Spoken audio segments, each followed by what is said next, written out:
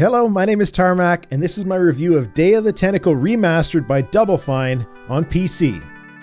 Before I get into the full review, I need you to understand that Day of the Tentacle is a game from my childhood. My parents would sit down at the computer with my brothers and I all huddled around a CRT monitor. We'd be yelling at mom to try different combinations of items or click on certain things, all in an excited way, not a mean way. The nostalgia is huge here for me, just like it was for Monkey Island. However, this also means that because the game is important to me, I'm holding Double Fine to a very high standard. Day of the Tentacle, or DOT for short, from a story perspective is ridiculous. The evil Dr. Fred Edison appears first in the game Maniac Mansion along with some of his family and tentacles that he had created, which were in that game as well, devoid of any personality. DOT, being a sequel to Maniac Mansion, revolves around Purple and Green Tentacle. Purple drinks some toxic sludge from the back of Edison's house and becomes evil, even growing these cute little T-Rex arms, and then he goes on to take over the world. Like I could.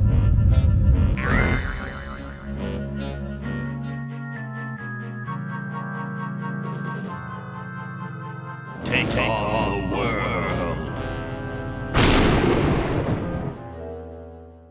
This is the pure essence of a point-and-click adventure game. You pick up items deemed pick-upable by the developers and rub them together with other objects in hopes of combining logic and dumb luck to stumble on what the devs were thinking at the time. For those who have never played a game like Day of the Tentacle, these types of games are based on inventory management, and progression through the story comes down to using the right item in the right circumstance.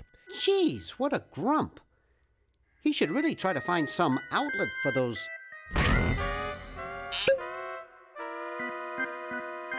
negative feelings. And to keep with the design consistency we've seen since the Monkey Island and Grim Fandango remasters, you can hot swap back and forth between the original and the remastered versions by pressing F1. You play as 3 characters in the same world, but separated by time. Bernard, the stereotypical pocket protector geek in the present, Hoagie, the rotund metalhead 200 years in the past, and Laverne, the utterly bonkers girl 200 years in the future. And the entire game revolves around Fred Edison's mansion, how it looked during those various time periods, and how actions in each era cause changes in the other times. For example, Fred has 2 identical twin ancestors who are only distinguishable because one is right-handed and the other left. By swapping out a right-handed hammer for a left-handed hammer, see, I told you it was ridiculous, you can make a statue that is in the present-day mansion swap right and left arm positions, which is a rather important change. And one of the beautiful pieces of the design is that unlike many other point-and-clicks, Day of the Tentacle offers a significant portion of the game that is non-linear. Controlling 3 characters in 3 separate eras allows for a fair bit of player discretion because you can swap back and forth as you see fit. And while the ultimate actions are all the same, for the most part, you'll often have somewhere else you can go to solve a puzzle if your current task is proving difficult or confusing. The puzzles in the remaster are identical to the original game. What is new is a complete rebuild of all of the graphical assets. Double Fine did a very good job of sticking to the essence of what made the art style so effective and fun in this title. It remains stylized, but updated to match current-day computer expectations as far as a cartoon look for a video game. The characters are goofy looking, intentionally so, and very little in the world involves right angles and just looks enjoyably wacky as a result.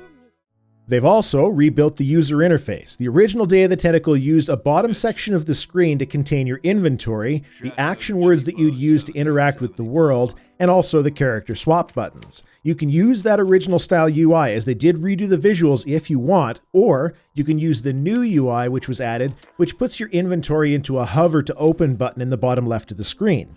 This new UI also lets you right-click on items and choose actions from a dial. It's just as effective, but it frees up significant screen space that was previously unused for game art.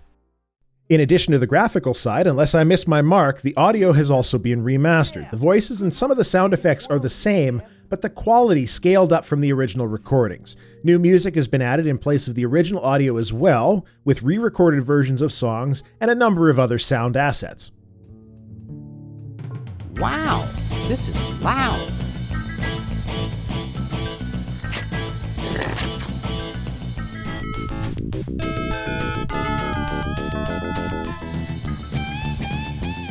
And beyond the remastered art and music, they've also included some nice bonus material in the form of concept art that unlocks as you play, and developer commentary which can be turned on and listened to while playing as well.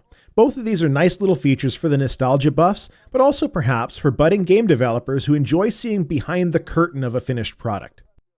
As far as game options, there's very little to speak of. You can select full screen, change music, voice, and sound effects independently. You can also select the original or remastered art and music if you wish inside the options, as well as swapping between the old bar-style UI or the new dial UI.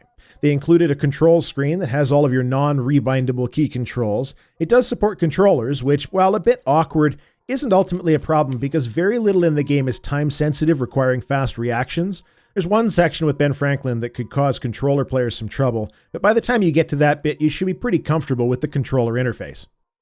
So, what is my conclusion? All in all, much like the new Monkey Island versions, Day of the Tentacle Remastered is an extremely faithful rebuild of a classic point-and-click adventure game. There is nothing here that made me question any design choices that they went with. It looks great, it's still a blast to play through, and for those of us who have played it before, it hits all of the right nostalgia buttons. If you enjoy point-and-clicks, this needs to be in your game library. If you're not sure, it's an excellent example of one of the most popular genres of games in the early 90s, and is a great experience in that regard as well. Though, if you're young enough to have never used a VHS tape in your life, you may want to Google what SP and EP related to VCRs mean.